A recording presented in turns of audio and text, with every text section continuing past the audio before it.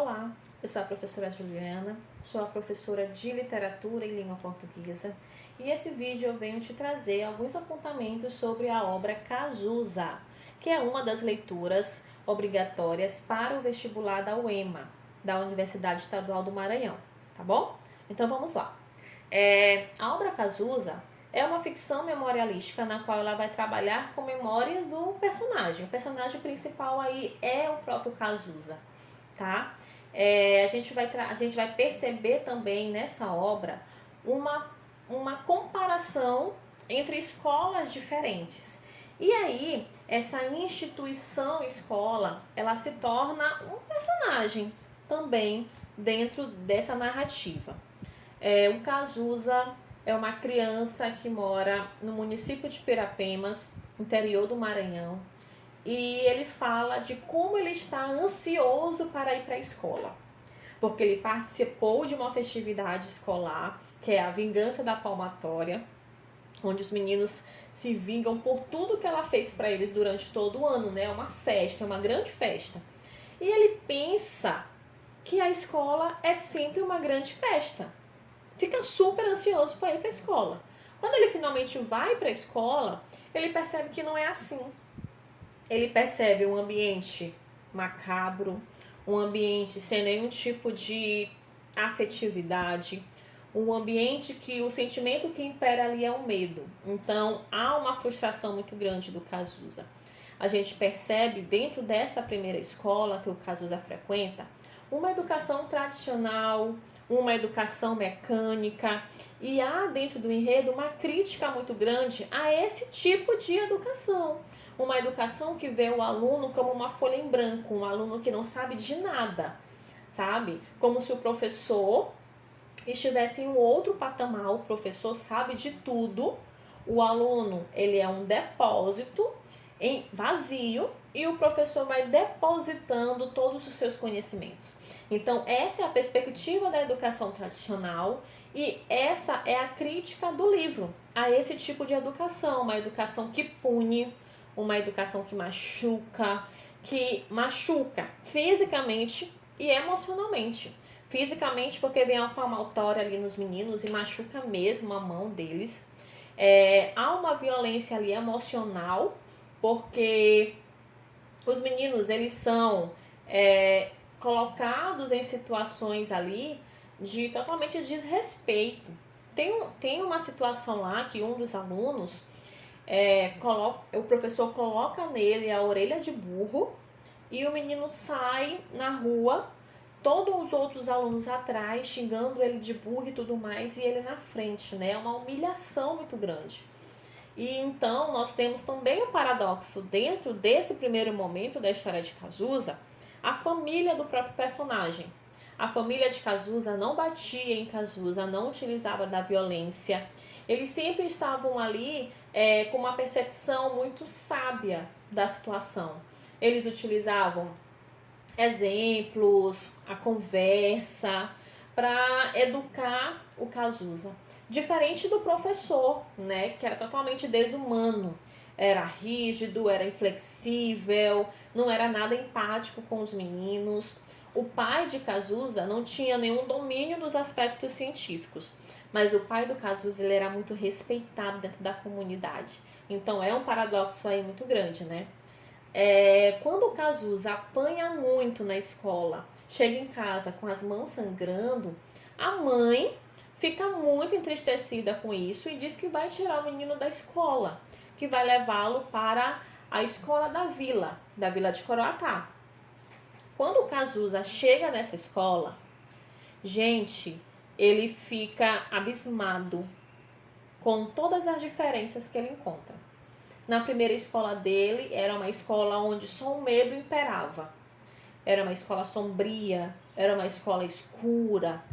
Na segunda escola, era uma escola feliz, era uma escola toda enfeitada, era uma escola onde uns falavam com os outros, né? E aí nós temos uma outra percepção de educação. O livro Cazuza ele foi publicado aí na década de 30, né, 1930, e nessa mesma década surge a corrente aí educacional da escola nova. é uma corrente na qual vai falar que a criança ela precisa participar do seu processo, do seu processo educacional, do processo de ensino-aprendizagem. Então, a criança ela tem que ser ativa, ela tem que se envolver, ela tem que vivenciar, que é experimentar, para que o conteúdo possa fazer sentido, para que não seja mecânico, né? E alguns nomes dentro dessa corrente, nós temos a Maria Montessori, que vai trabalhar nessa percepção de participação. Os alunos colocam a mão na massa e eles aprendem de uma forma muito ativa.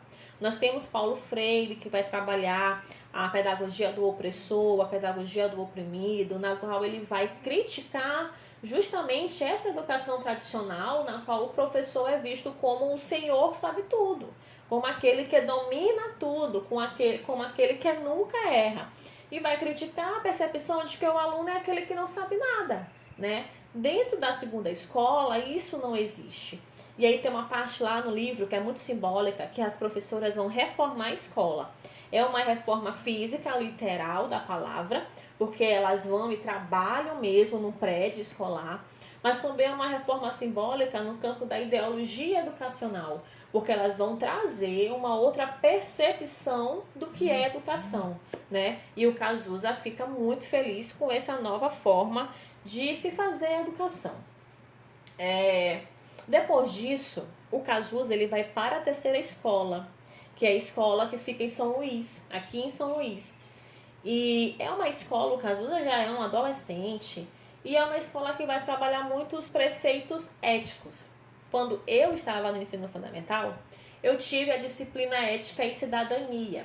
E dentro dessa disciplina, na escola, é que eu fui ter o primeiro contato com a Lei Maria da Penha, que eu ouvi falar, que eu vi a professora explicar o que era a Lei Maria da Penha, né? Dentro dessa terceira escola que o Cazuza frequenta, é uma escola que vai trabalhar muito essa questão de princípio mesmo, de formação de cidadão. De acordo com a nossa BNCC, que é o documento que vai reger a nossa educação, ela vai dizer que não é apenas a escola, ela não se faz, ela não se constrói, ela não se firma apenas em conhecimentos científicos, mas ela também tem a responsabilidade de formar um cidadão que possa exercer com plenitude todos os seus direitos. Então, a escola, ela também é responsável pela formação da cidadania de uma pessoa. Então, essa terceira escola reflete muito isso, né? A questão de respeito, de humanização das relações, a questão do ideal republicano que estava ali no contexto histórico, tá? Então, tudo isso vai influenciar. Tem uma parte que o professor passa uma atividade que é para os meninos produzirem uma redação sobre a bandeira do Brasil e símbolos do Brasil, o Brasil, né? Tem algumas atividades nesse sentido. Quem já leu o livro sabe do que eu estou falando. E aí os meninos escreve. Tem menino que fala de Gonçalves Dias, que até cita o poema. E aí quando o professor vai corrigir, ele vai falar assim, olha, vocês disseram tudo e não falaram nada, tá? Porque vocês só exaltaram o território, a geografia, igual os românticos faziam lá, né, na primeira geração poética do romantismo, que é aquela geração que é muito utópica, que vai trabalhar com essa nacionalidade de uma forma muito fanista.